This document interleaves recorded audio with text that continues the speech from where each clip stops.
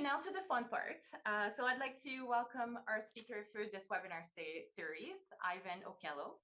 Ivan is the founder and principal consultant at Ocan Consultants, a social enterprise that designs and delivers research and training solutions on intercultural intelligence, equity, diversity, inclusion, belonging, and anti-racism.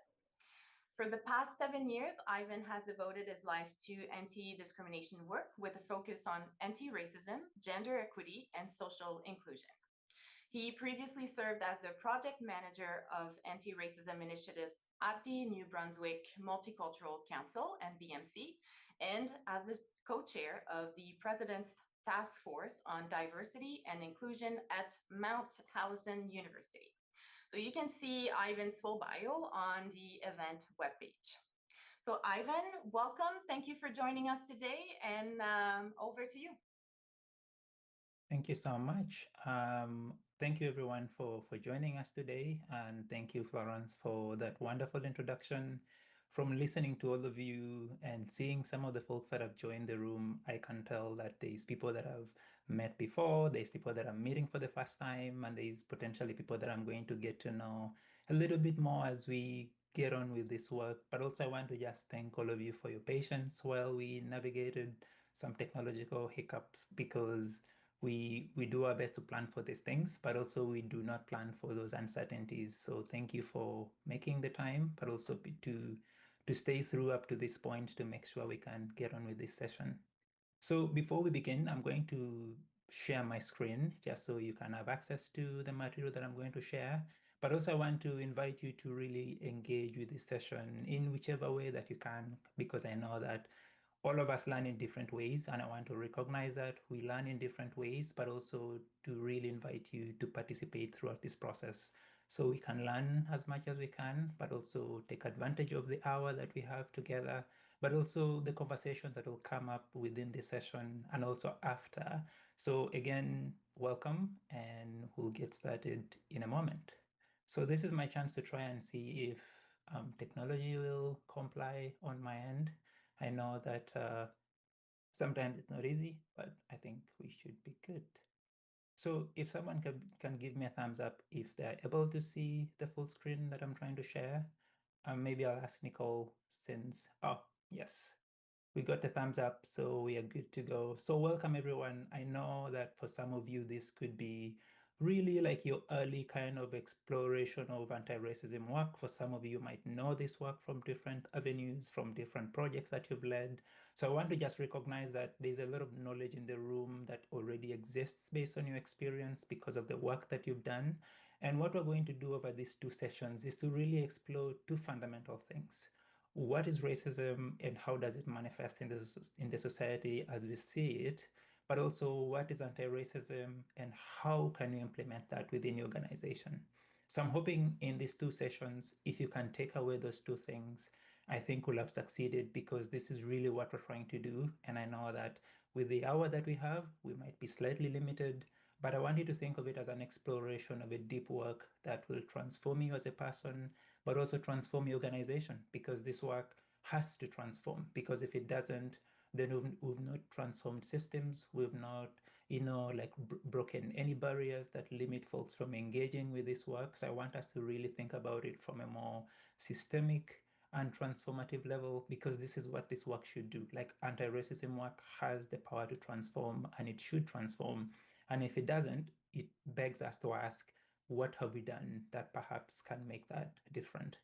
So with that in mind, I'm going to start with the land acknowledgement. I would like to acknowledge that Ocan Consultants conducts its work and business in the traditional and ceded territories of the Wolastoqey, Mi'kmaq, and Passamaquoddy peoples, and also to recognize that while these historical treaties were signed with the British Crown, we, the current settlers of Canada, have an obligation to not only engage actively with Indigenous communities, but to recognize their own desire to self-actualize, but also to be able to self-govern. So in many instances, we will interact with different levels of government, whether it is municipal, whether it is provincial, whether it is federal, but also it's important we recognize First Nations as independent, nations in themselves, and to interact with indigenous people with an element of respect, fairness, and recognition. I would also like to mention the contributions of people of African descent. And for many of you, you'll know that Canada has as long a history of over 300 years of the presence of people of Black descent or African descent in Canada, and to recognize their contributions to what we currently know as Canada and how we continue to build this strong, inclusive, and equitable country for all. So with that in mind, I would also like to go ahead and disclose that I do not have any conflict of interest throughout this session, and I'm not selling any products or any kind of ideas that would be influenced by other stakeholders outside of this room. This is the work that I've chosen to do for the last 7 years because I believe it has the power to transform individuals, it has the power to remove barriers, but also it has the power to make Canada a more inclusive and equitable place. So with that in mind, I will give you really a quick run through of what we're going to do for the next two sessions. The first one really will be really breaking ground to really understand what are the core definitions we have, but also what are the elements of anti-racism that we need to consider from an organizational maturity model. Now, I like to think of it as a maturity model the same way you have a 1-year-old grow to a 5-year-old. There is a huge amount of transformation that happens in that experience. And I want us to embrace this work within our organizations as a process of us growing and becoming more inclusive and equitable organizations.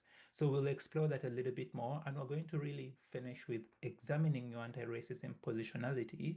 And this is fundamentally examining how your worldview and how you perceive and interact with people of different ethnicities and races might shape how you view your own position in doing this work, but also to recognize some of the limitations in doing this work. So whether that is any worldview or any ideological bias or any kind of like lenses that might limit our understanding of anti-racism work, and to fundamentally be able to reflect on our own position in doing this work to make sure that when it's done, it's inclusive, but also achieves the results that it seeks to deliver, and not so much really on the surface level.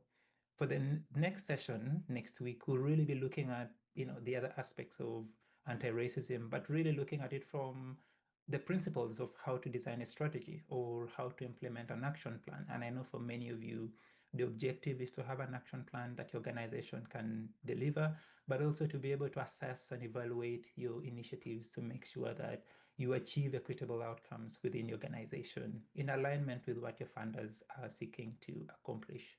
So with that in mind, I want to really move on and really frame this conversation in form of a question. And the reason I want us to think about it as a question is that I want us to recognize that we have the potential to do something about anti-racism work, but also we have the potential to come together as a collective to make sure that this work succeeds. So how might we be able to imagine anti-racism work within the immigration and settlement sector? Now, this means there's a lot of possibilities for us to explore, there's a lot of priorities for us to examine, but also there's a lot of things for us to reconsider, whether it is the history of the immigration and settlement sector, the communities that have been historically excluded from being able to engage or contribute meaningfully to Canada, or the communities that continue to still desire to contribute but still have several barriers that hinder the participation and involvement within Canadian society. And being a newcomer myself, I came to Canada nearly 10 years ago, and I've really seen firsthand how different institutions interact with individuals from immigrant backgrounds, but also how they might enable systems that are biased and prejudiced, but also how they might actually intervene and make sure that those organizations remove barriers and enable people to have more access and more resources and really fulfill their individual potential. So this is the overarching question we'll frame and really explore throughout our discussion. But while we do that, I want us to reflect on this work really from a simple framework that I like to call the ARC framework. Now, it's really, really simple that we move on from recognition to, from awareness to recognition. And this is the fundamental idea that you cannot change your behavior unless you know what behavior you need to change. So you need to have a level of awareness to know, how do I improve these aspects of my work? How do I improve these aspects of being an inclusive, company, but also being, an anti-racist individual, But in addition, how do we engage with a level of recognition when we see prejudice, when we see systemic barriers, to be able to create an environment of recognition, but also an environment of redress? Because the thing about recognition is that if you see something that is problematic and you do not do something about it, that really falls short of action. And we really want to drive you towards focusing on action. And finally, we want you to go away with a commitment to action. So whether that is through the action plan you're going to create, or through the strategy you're going to develop for your organization, or for some of you, the personal work that you need to do as an individual to really become more cognizant, more fair, but also more accessible to individuals that you work with that might be from immigrant or refugee or displaced backgrounds. And we know that Canada has been a safety haven for many communities, and we get to see and interact with many individuals of this background. So with that in mind, I want to frame this conversation for the remaining bit, really centering on the concept of race, because for as long as we've built this country called Canada, there's always been this concept of race. And I think it's one of the crucial themes I want us to really be able to unpack so that we understand how it's been formed, what the implications of having it within Canadian society is, but also how we might be able to move towards a more transformative action with anti-racism work. So with that in mind, I like to really go back and reframe this conversation in the context of race as a social construct. Now, many of you will know from the early stories of Canadian settlers that the early settlers that came, whether it was Champlain, whether it was, many other individuals of European descent, interacted with the indigenous communities. And from that interaction, that was really the beginning of the concept of race, because that was the beginning of classifying individuals based on a set of characteristics. Some of those characteristics would be their skin color, the geography of origin, the languages that they spoke, the cultural practices that they held, the way of life that they had, whether it was nomadic, whether it was communal, and so forth. And this is really where we see the idea of race being born within Canada, because you had this contact of multiple multicultural communities.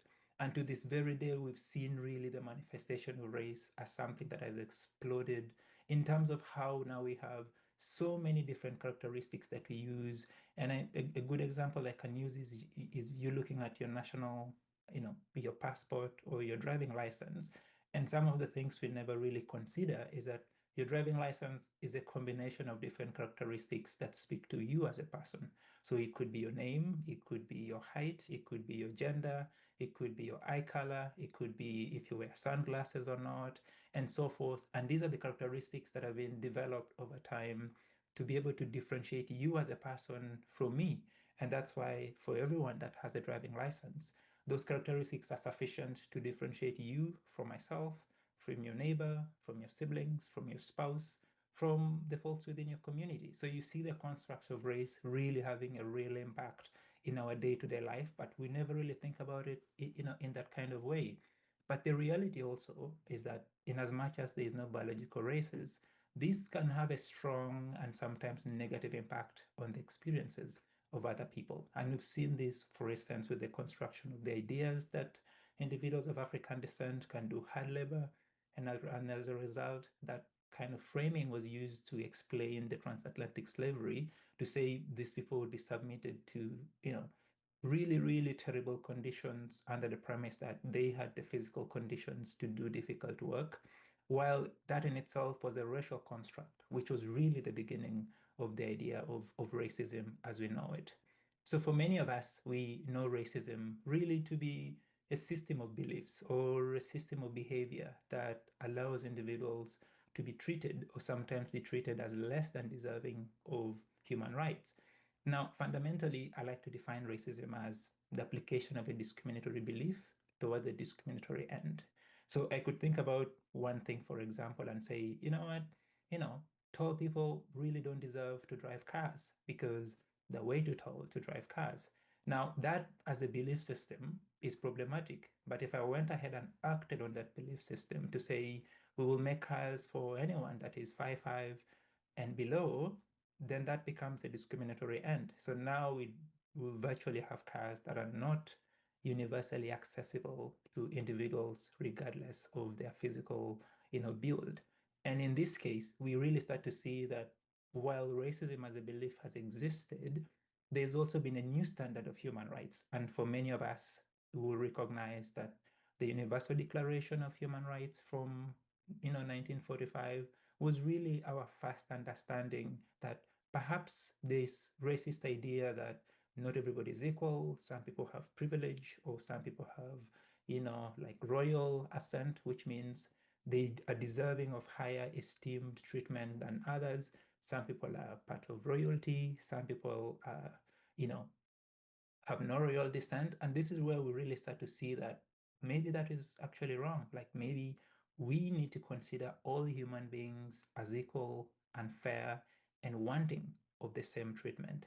And this is something we've seen more and more in all of our legal frameworks, whether it is, the Canadian Human Rights, Act, the New Brunswick Human Rights Act, the Universal Declaration of Human Rights Act, and the theme behind all these legal principles is the recognition that every human being deserves to be treated with fairness. And we see this now with more and more of a recognition that we need to treat people with dignity, with respect, and with utmost care of their most individual needs. Now, with that in mind, we really start to see that when we think about racism, it's fundamentally the denial of basic rights and discrimination, as we see. And generally, what we call racism is actually racial discrimination, which means the denial of basic rights and access based on someone's racial or ethnic characteristics. And in this case, the thing I want us to pay attention to is how it has a discriminatory action and a negative impact on an individual. Now we know that I think the New Brunswick Human Rights Act has more than 16 prohibited grounds, and that could be race, gender, religion, nationality, ability, and so forth. And this is really where we start to see that this is something that is important for us to recognize. And as much as we've advanced as a society, there's also areas where we really need to do, our homework and be able to advocate. And anti-racism fundamentally is one of them. So one of the examples I can use to really demonstrate what discrimination is would be, let's say, my friend who is Muslim is denied a teaching job because they wear hijab or they wear a religious, like symbol as an outfit.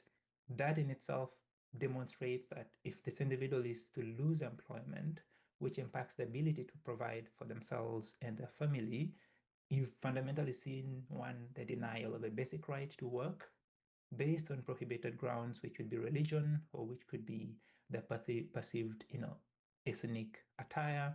And the discriminatory action would be them losing their employment, which negatively impacts their livelihood and the livelihood of their family. So this is really one example to really show how the denial of those basic rights that have already been written into our legal, instruments becomes a violation and becomes a discriminatory clause that really, really needs to be addressed for us to make a more inclusive and equitable society.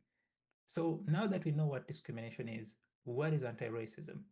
And this is really where we start to see that it's really an active attempt or process to not only identify, but to eliminate systems that perpetuate inequality within our societies.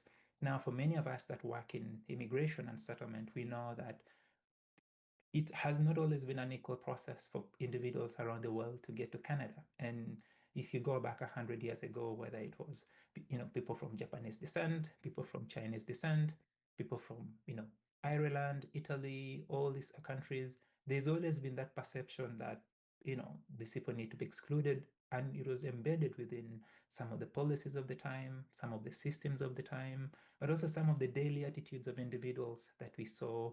And that really is where we started to see, an attempt to challenge some of these ideas and really identify and name and eliminate these attitudes to make sure that everyone is able to access equity and fairness.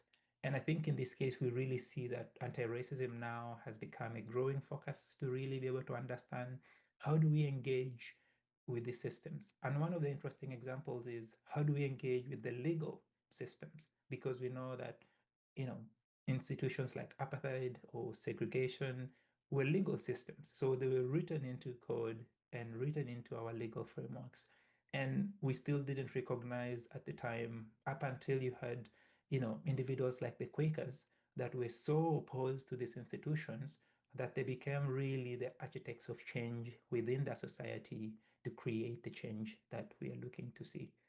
So this is really how you start to see that we've had such a generational shift in how we think of race, in how we think of fairness, in how we think of equity.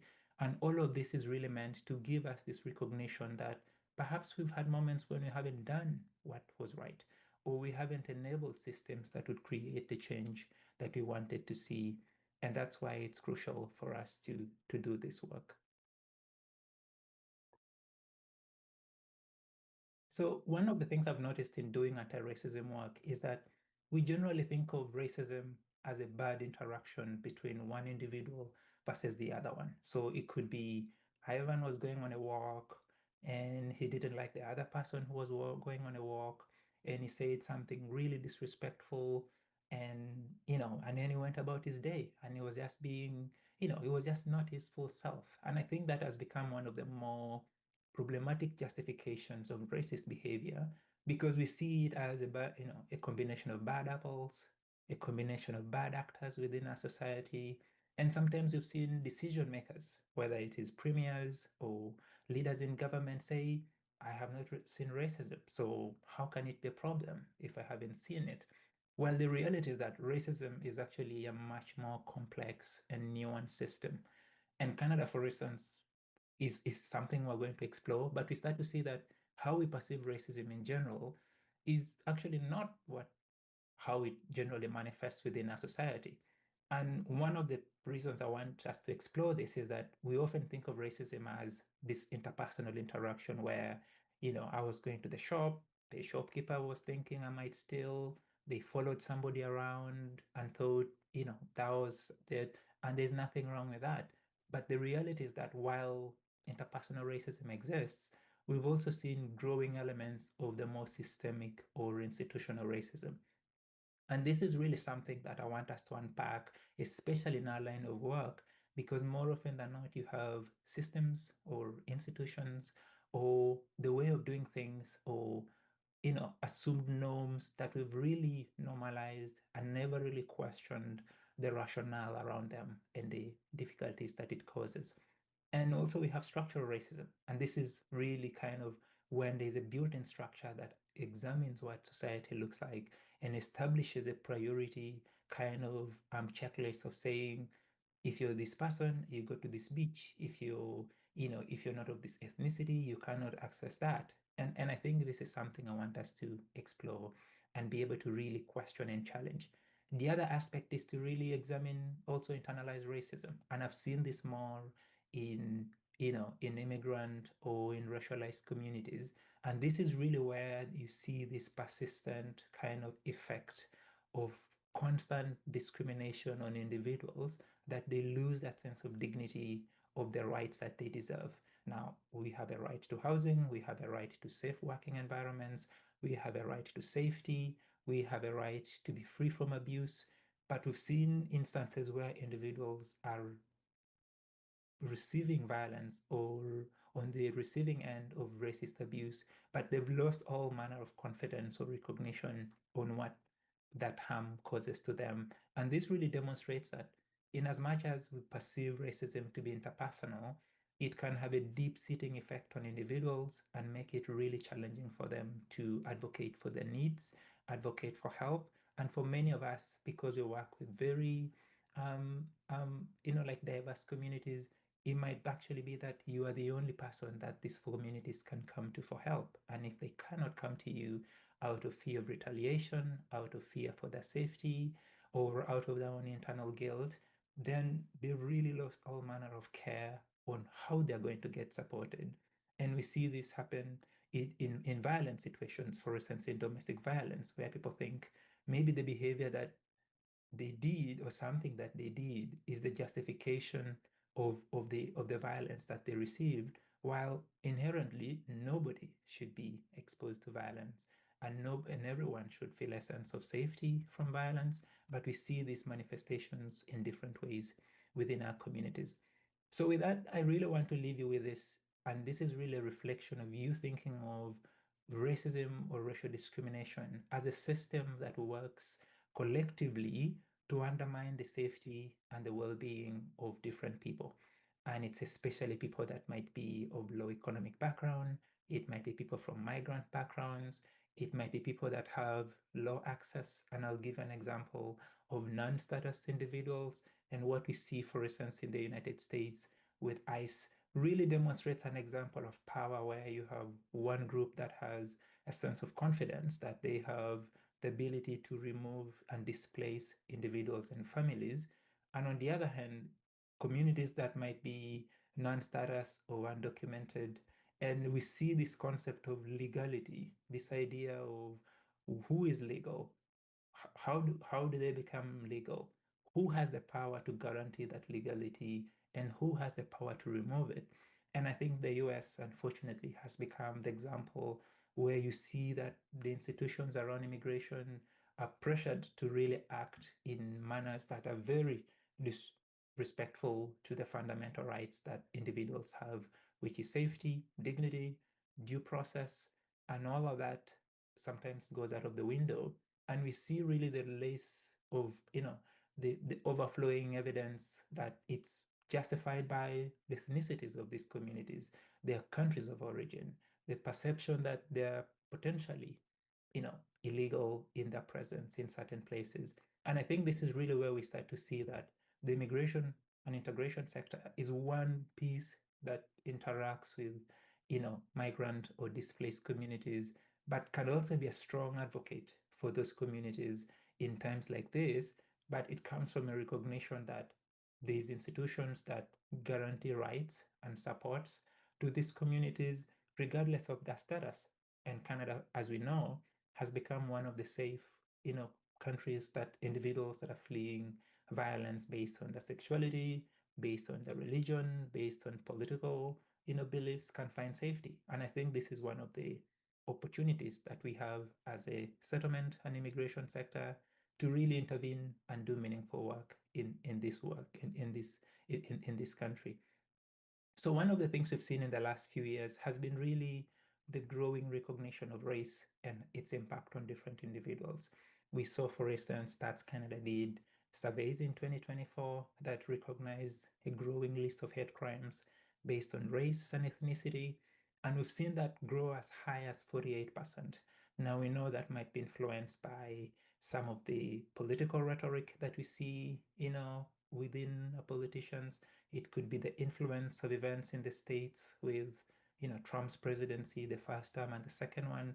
It could be this growing recognition that maybe we've had a lot of immigration in the last few years, that now, rather than being positive and receptive of immigration, we see people rescinding and going back to more anti-immigration sentiment. And that becomes the reason for hate crimes, for abuse, for violations and so forth.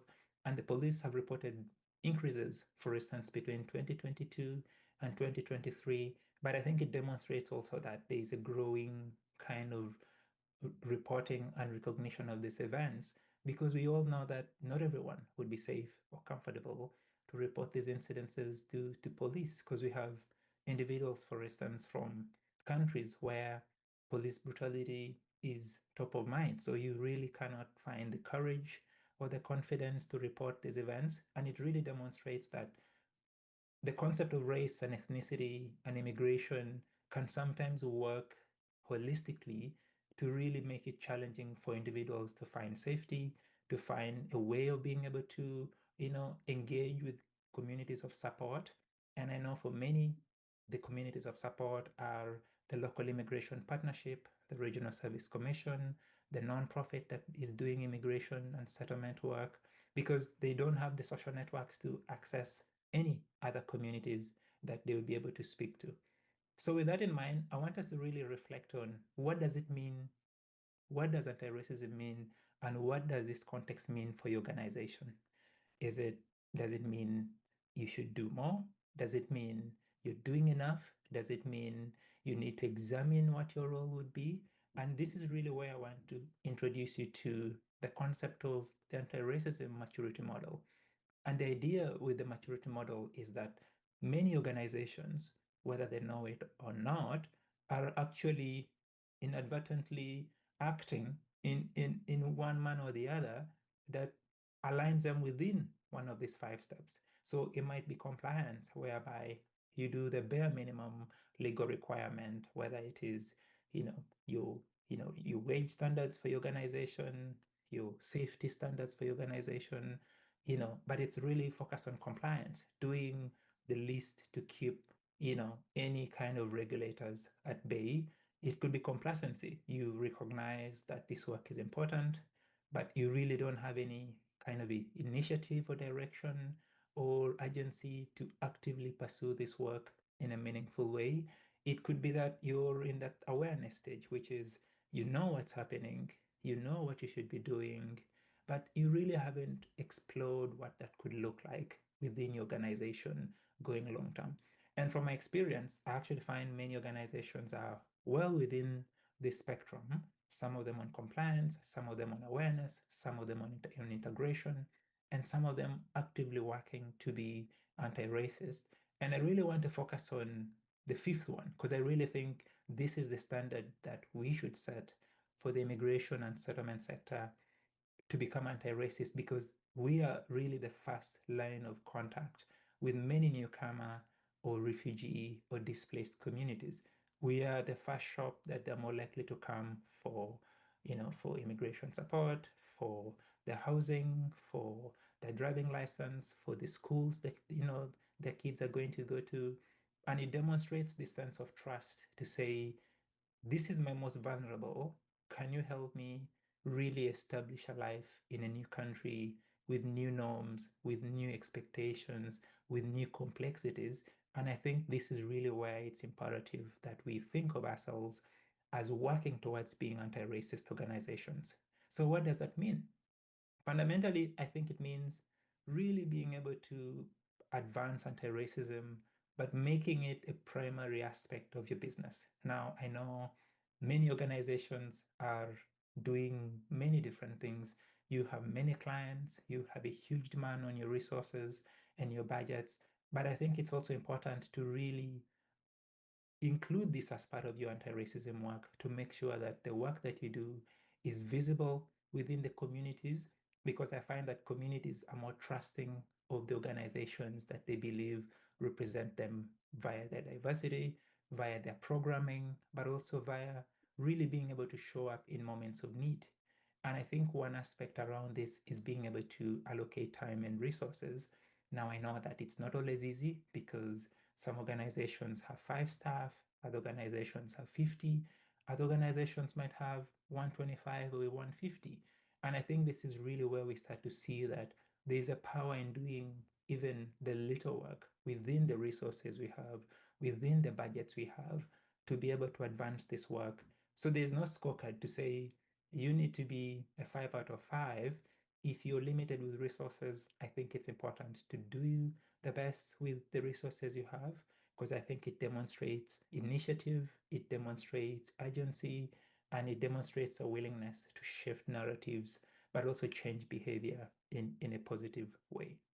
So with that in mind, I want us to really explore what are some of the elements that would be crucial within an anti-racist, an anti-racist organization. And one of the things we'll explore next week is really this idea of being able to explore and engage with communities that are impacted by this work, but also being able to identify ways of creating actionable strategies that make a difference within organizations.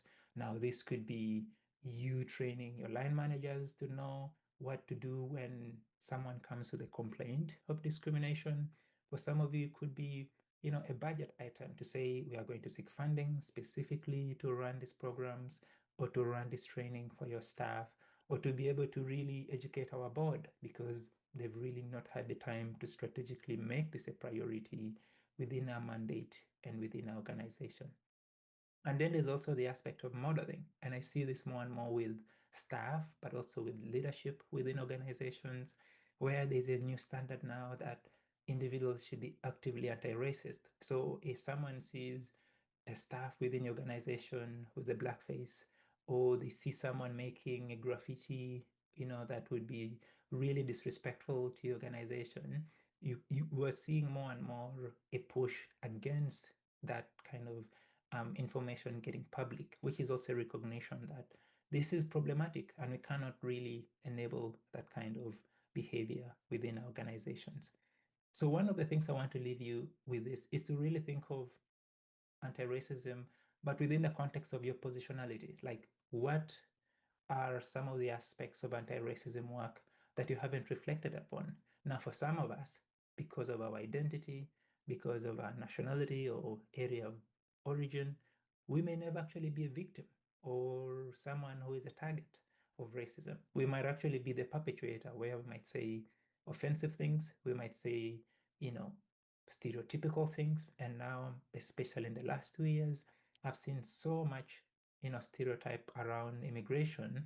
And sometimes people don't even realize that there is a deeply biased kind of messaging behind that position. And it takes just a matter of acting on those stereotypical beliefs to really cause harm for different individuals. For some of us, we might have been a witness to say, I saw something happen, I didn't know what I should have done. And this is also, again, an attempt to kind of reflect that based on who you are as a person, what is the likelihood that you'd end up in any of this? That you might see something and be able to record it. You might be an ally to come in and really intervene in a very unpleasant situation. And in my experience, and I worked in immigration for about 3 years, and I had individuals kind of play out in different situations of this. I had one time an individual who was actually, his wife was targeted by racial discrimination and he didn't know what to do. And in my mind, and he was running, a settlement organization. And it blew me away because I was like, if your wife, for you as an individual that is working in the sector, do not know how to intervene with a positionality that indicates curiosity and care, what am I supposed to expect from John Dwayne that hasn't worked in immigration, hasn't immigrated whatsoever, hasn't interacted with people from diverse backgrounds? And I think this is really where we start to reflect on our positionality. And the reason why this is important is that, is it a positionality that exposes you to these realities?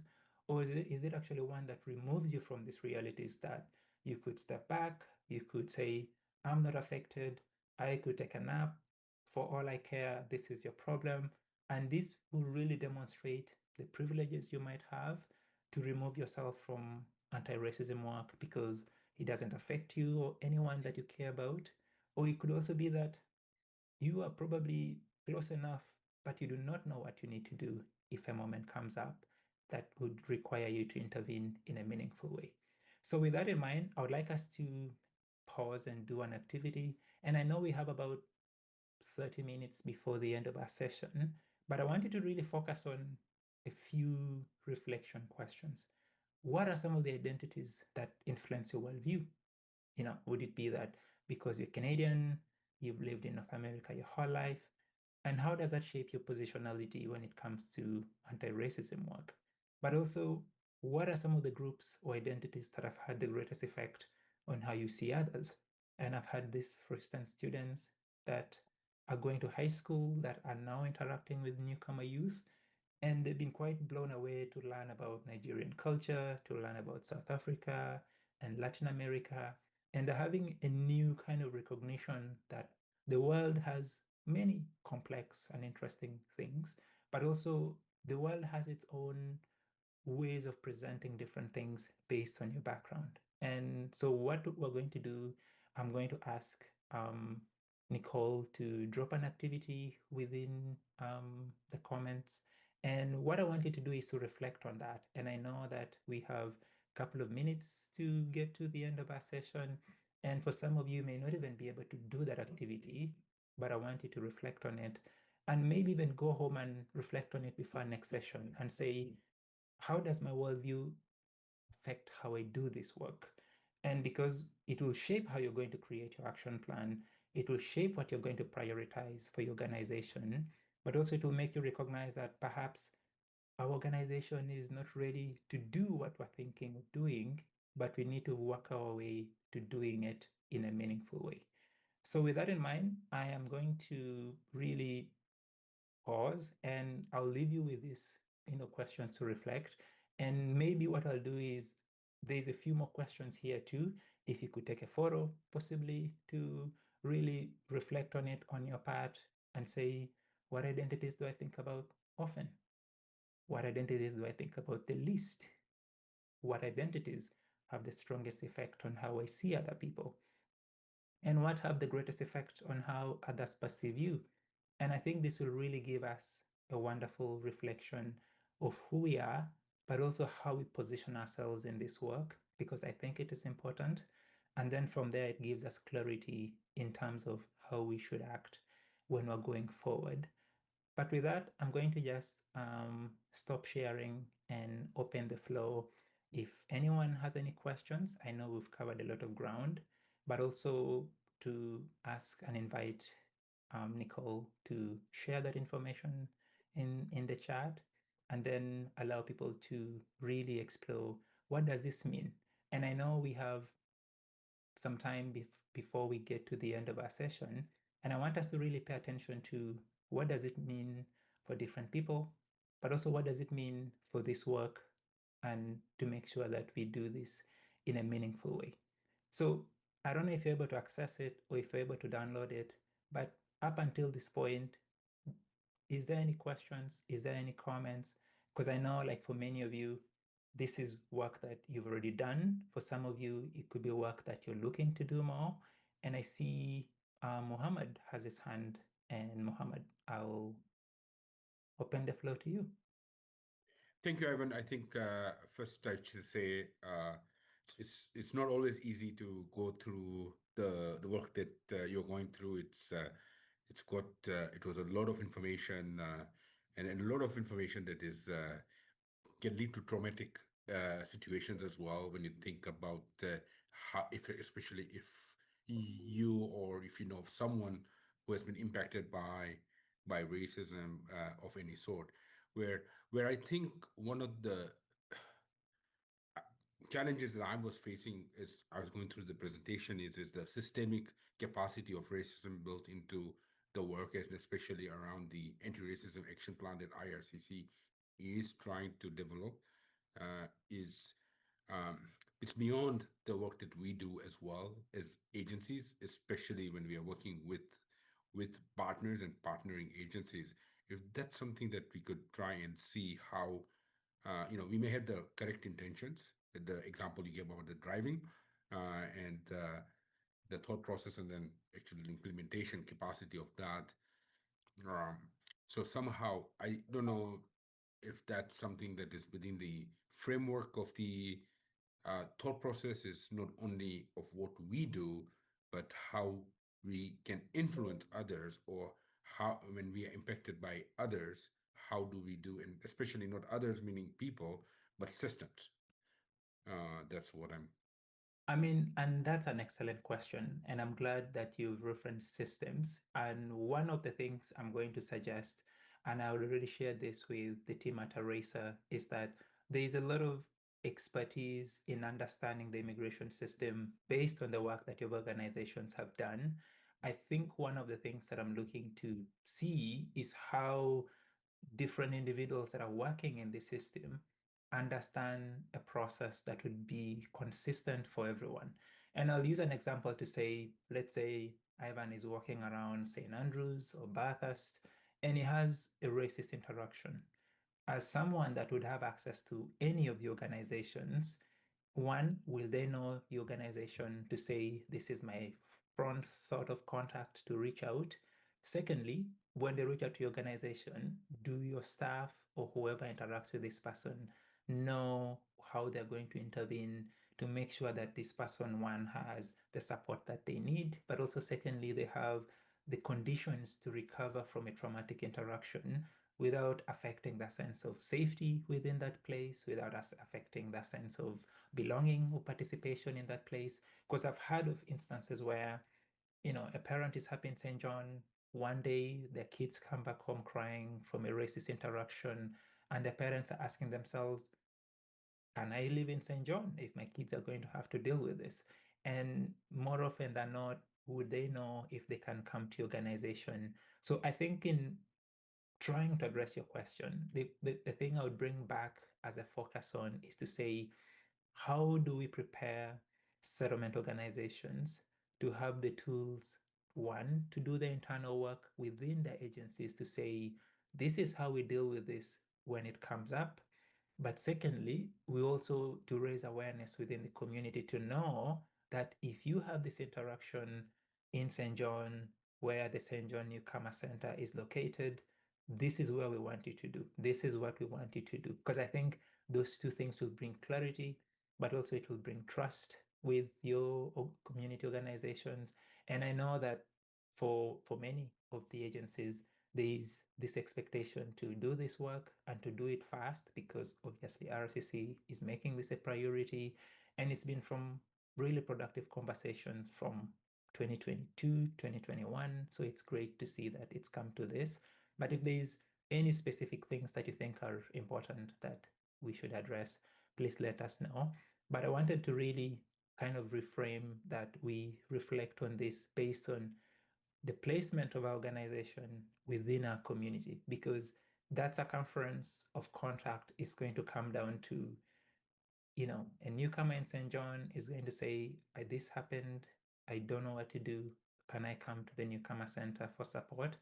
And if they do you have a process that says, this is what we're going to do? And perhaps it could be you documenting it and saying, hello, New Brunswick Human Rights Commission, we've had 100 complaints in St. John last year. What can the commission do to really engage and to really make sure that there's knowledge and recognition of these things? So I find that that's something that I would frame and open to all of you. But I would also like to open this to other folks if they have a question or a comment for us, because I know we have about 20 minutes for the remainder of our session, and I want to give you folks as much time to raise any questions before we continue. So, Ivan, before you go, would this presentation be shared with us or? Yes, I believe the presentation will be shared with everyone on this call, by the end of the second session, because there'll be more activities that we'll get to do after the second session next week. So you should be able to receive this presentation. Thank you very much. You're welcome. Any other questions, any other comments?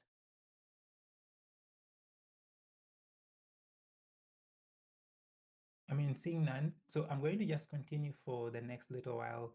And one of the things I want us to really explore is, how does this manifest in your work?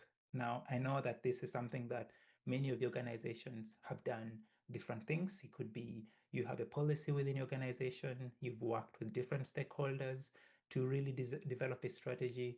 But one of the things I want to explore really for the next 10 minutes or so is, how are you going to engage the communities within your circle of trust? And I think this is really an essential component that I find. And for the last 5 years, to be completely transparent with you, I've seen many organizations do this work in different ways. Some of them have decided to say, we are going to go to our board and we are going to tell them this is a priority. And we're going to move ahead from the board's recommendation to say, we want training for all staff. We want to make sure that there is a strategy for responding to elements of racism within our community. But the challenge with it is that it's lacked the element of community engagement to say, what does the community say about the work happening in St. John, or the work that is happening in Fredericton, or the work that is happening in Halifax? And I think one of the pieces I want us to really reflect on is, how do you engage with communities? And many of you may have received, like a document, like a one-pager that really gives you an exploration of what are some of these pieces that you need to consider, one, when you're creating an anti-racist strategy, but also when you're engaging with people to explore and gather lived experiences with elements of discrimination. Now, one of the things I've seen for the last few years has been a consultation process that leads to a report, but that report does not lead to a strategy on what happens next going forward. Now, I find that approach also to be problematic because we've had individuals come forward and share really challenging stories that might be traumatic to relive. And the thing with it is that it kind of gives us this impression of something is going to be done with this information. It's almost like you going to a therapist and telling them what happened in your life and expecting someone to do something about that, and then nothing happens. And this is something I want us to really go back to, because there is a lot of broken trust and over surveying within our sector that I want us to be cognizant of. And because of that, I want us to be mindful of how we interact with people that are sharing their lived experience. I've seen attempts to really be able to provide even limited, like resources to say, if you're going to sit down with us for an hour to help us with this strategy, we're going to give you at least a recognition of your time, whether it is a $25 gift card, whether it is, like something that they can take home and provide for their kids. And I think there is a recognition of the emotional labor that continues to happen when we do anti-racism work, but is often unrecognized. And the equivalent of it is, moms just doing their best to care for their families and not having the support or the recognition of the work that they're doing. So one thing I want to really encourage all of you and your organizations is really to rethink how you engage with these communities and to be able to explore that and make sure that it makes a difference. So with that, I'm going to share my screen for a few more minutes for us to kind of really walk through some of the questions that I'd raised early on. And the main thing I want us to focus on is, what do these questions mean for the work that we're going to do? And more importantly, how do we make sure that it makes a difference for the people that we're going to serve? Now, in this case, we talked about identities, and we may not get time to do breakouts because we are slightly behind for time. But one of the things I want to leave with you is, I want you to go home and reflect on the documents that we've shared with you in the chat. And I want you to really reflect on what identities speak to you the most. Now, I have done this with newcomers, and more often than not, newcomers will say, my name is so and so, I have been in Mountain for 2 years, and I'm looking for work. But obviously from that story, the newcomer identity is quite pronounced, and it's really essential to how they define themselves. But they also have other identities. And the reason I think this is crucial is that I want us to reflect on how these identities shape how we pursue this work. And the reason I think that's important is because how do we do anti-racism work is as important as the work that gets done. Because if we do anti-racism work in a manner that creates harm, we are going to lose trust. And we know it is really hard to build trust with individuals that have been exposed to incidences of discrimination. But also, it's challenging to be able to engage them in the future if we're looking for the experience and if we're looking for them to contribute in a meaningful way. So one of the things I want us to reflect on, and also to really reflect in terms of, if we create a policy or if we create a strategy, who does it actually serve? And in this case, in your organizations, if it's to say we are going to develop an anti-racism action plan, and that action plan will have 15 recommendations, from staffing and human resources to policies and strategies to engaging with communities to engaging with the board. I want us to reflect on the fundamental question of, what does this policy serve? Like, who does it serve at the end? Because I think we are in the business of service. We are serving people and we're serving communities regardless of the background. And fundamentally, how we serve them is as important as the service that we provide. So you might provide, employment support, it could be language support, it could be childcare. The services we provide are important, but how we provide them also is important. And we're seeing this growing expectation to say, if I'm bringing my child to daycare, I do not expect them to be exposed to harm, or I do not expect them to be exposed to racist comments. If we are going to workplaces, we are expecting a moderate level of safety. If someone comes and says, I felt unsafe because my manager asked me to do something that I thought it was illegal, that sense of information should inform how we interact and how we educate. And I find that my impression is that actually every organization that does immigration work should actually prioritize doing a human rights course with their newcomer clients, because I find that there is a limited recognition of human rights among newcomers, especially when they're going into the Canadian workplace, because they do not know what rights they have, what responsibilities that they have, how they interact with institutions like the police, how they interact with institutions like, the ambulance services and many others. And yet these are elements of Canadian life that are so familiar to Canadians, but also could be the source of potentially unpleasant interactions.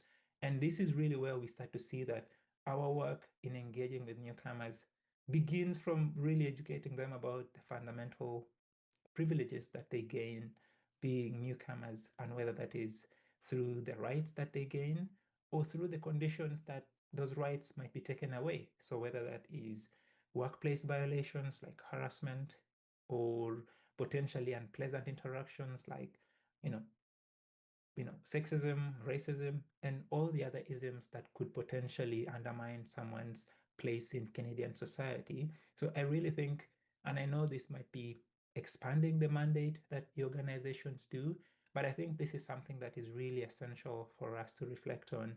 And while I get to the close, because I know we have about 12 minutes, I'm going to share a video with all of you, and I want you to reflect, and this is something I hope you take away in terms of what would you have done.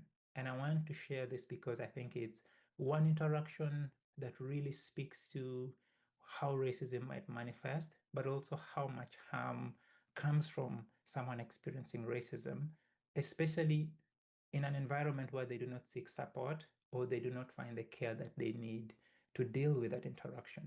So I will share that, and we'll try and wrap up in the next 10 minutes or so. So I'm just going to stop sharing my screen so I can share this, and we'll get to wrap up our session. Just give me one moment.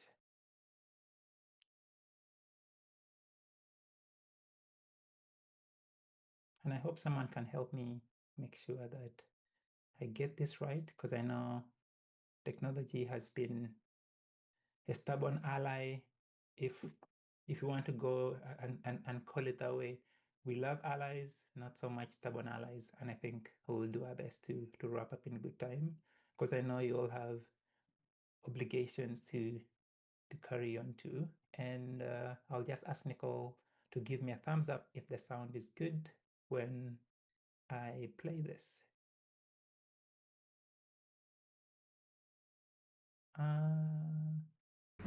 November 8th, 1946. Is it good? We can hear it, but we can't see it, Ivan. Oh, well, that's a good reminder, because we see your desktop. Oh, you see my desktop instead. Yes. Now, that's a good... Okay, give me one moment, because I find technology has been obviously our limitation today, but I'll just say it won't hold us back. Okay, let's try that again.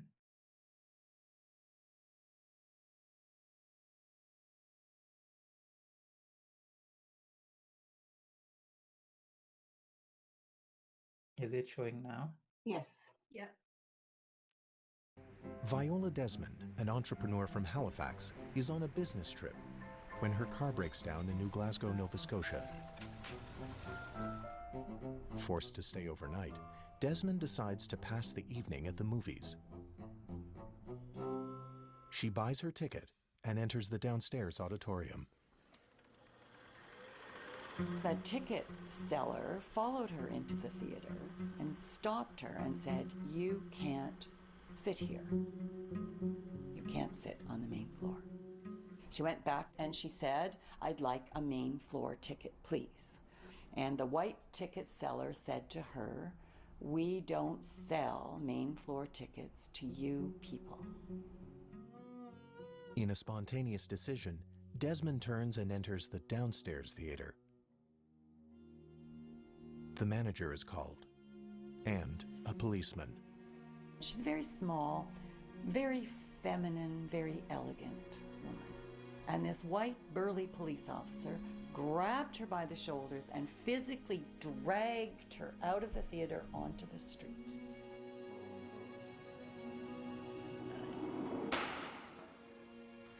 She's thrown in jail, and she's left there for 12 hours.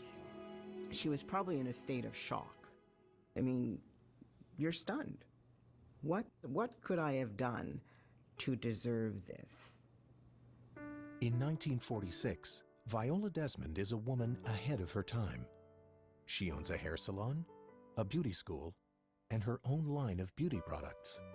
She was a thriving businesswoman. Her own car, her own shop, her own school. She had visions just to expand across the province. But despite Desmond's personal success, racism and discrimination continuously undermine the human rights of Black Canadians. Segregation means separate. And Blacks and whites were separate. The racism in the United States was truly in your face. In Canada, the racism is very polite. It's sort of undercover. Communities like Halifax's Africville are neglected, deprived of routine services given to white communities. Blacks are denied admission to businesses, and many schools and neighborhoods are segregated. But racist policies in Canada aren't fixed.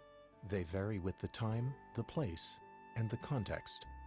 Some of the Black people in Canada have said it was actually worse in some ways in Canada, because you never knew when you went into a restaurant or a theater, was it segregated or not.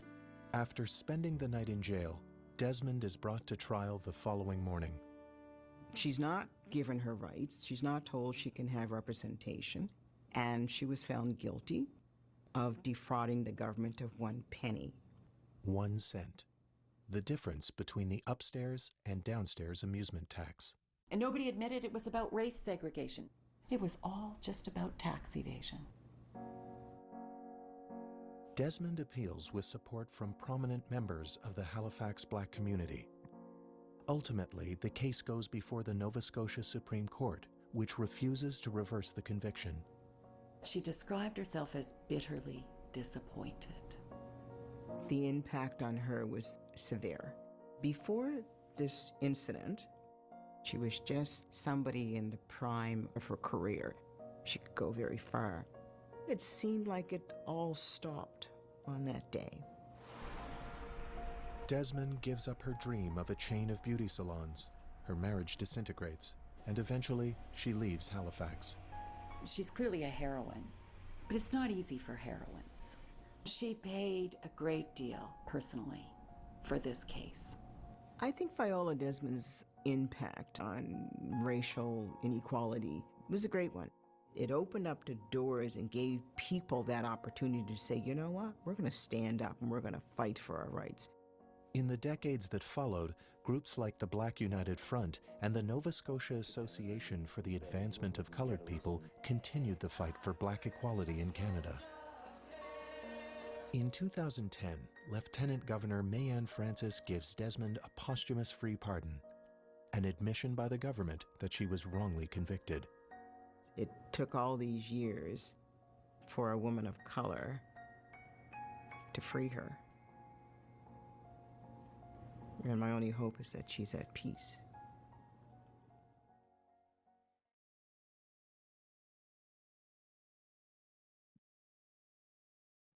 Okay.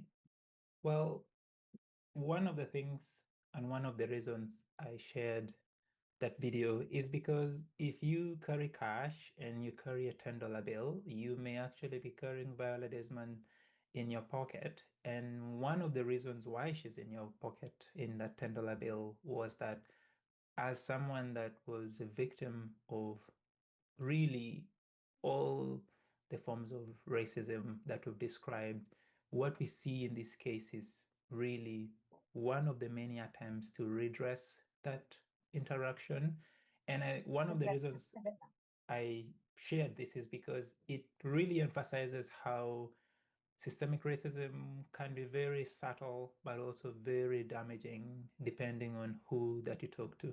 And I know we've spent most of the session talking about what racism or other forms of racism look like. And for next week, where we'll explore the other sessions, we are going to talk about the how. And I think this is where your organizations have such a big role, because you interact with many clients from the very early day of arrival upwards to a year or even more, or there's even a long-standing relationship that comes out of that. So I just want to leave you with this because I think it's something. And one question I want to leave with you is, what would the organization do if Viola was your client? Because I think it's something that really allows us to put ourselves in the first row of intervention and to really reflect on our position, whether we are allies, whether we are witnesses, whether we are bystanders, to really say, what would the organization's role be in being able to do anti-racism work? And so with that, I will open the floor to any final questions. I know we have about 2 minutes to the end, and I like to honor people's time because I think it's the first layer of respect. And I know we started a little later, but we don't want to hold you around for much longer. So I hope you join us for the next session. But any questions, any final thoughts while we wrap up our conversation for today?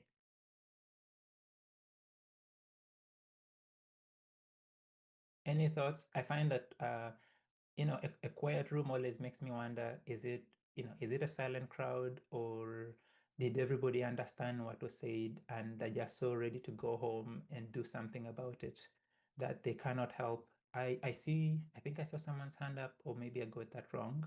Oh yes, so I have Dorcas, who I Hi. remember from working Yes, together. yes. I just wanted to say thank you. For everyone who doesn't know, I had the pleasure of knowing Ivan, and very knowledgeable and well-resourced advocate. So very good work, and I really, really liked the information today. Nice to see you again, Ivan. Oh, nice to see you too. And thank you, everyone. And also remember, you can share any questions you have in advance. If you think of something after this session, write to us. We will do our best to share with you. But at this point, I will pass it back to Florence and Nicole. Thank you so much, Ivan, for being with us today and bringing your expertise and insights to the session, and for fostering a space of reflection. I want to apologize for this hiccup with technology at the session earlier, and because it impacted the time we had together, and I want to apologize also to our participants. However, the good news is that we get to do it again next week, so we get to do better, and we will see everyone next week for part 2, which, as you said, will focus on principles of anti-racism design, implementation, and evaluation of an action plan. And for people that do wonder, we'll share a lot of resources and tools as well for to support you in that enterprise. So we'll see everyone next Thursday, June 26th at 1:30 Atlantic time for part 2. Thank you so much. Have a good day. Thank you, everyone, and have a wonderful week.